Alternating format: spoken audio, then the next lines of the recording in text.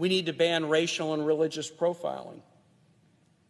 We need to hold police officers and police departments accountable for violent, reckless behavior. We need to promote better training and professional accreditation of police departments.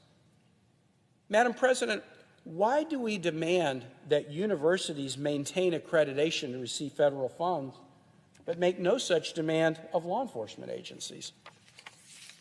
And we need to do much more within the criminal justice system, but also within all of our systems, to dismantle the structures of racism that our federal, state, and local governments carefully erected and maintained over centuries. We know a little bit about this in Virginia. The first African Americans into the English colonies came to Point Comfort, Virginia in 1619. They were slaves. They'd been captured against their will, but they landed in colonies that didn't have slavery. There were no laws about slavery in the colonies at that time. The United States didn't inherit slavery from anybody. We created it.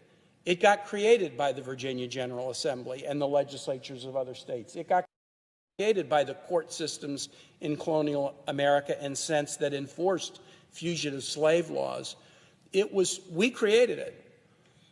And we created it and maintained it over centuries.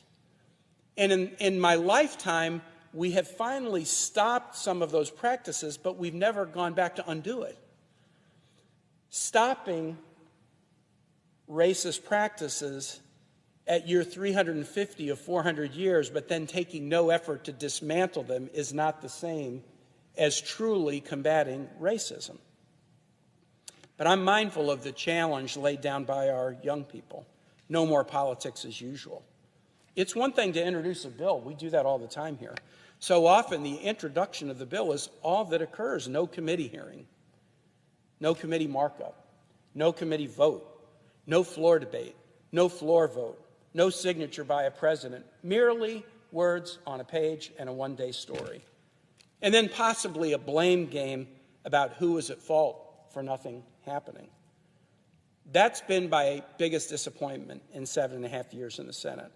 Unlike my service at the state and local levels, where we took action and then engaged in healthy competition about who should get credit, in Congress, it's too often a story of inaction and then an unproductive competition over who should be blamed for nothing getting done.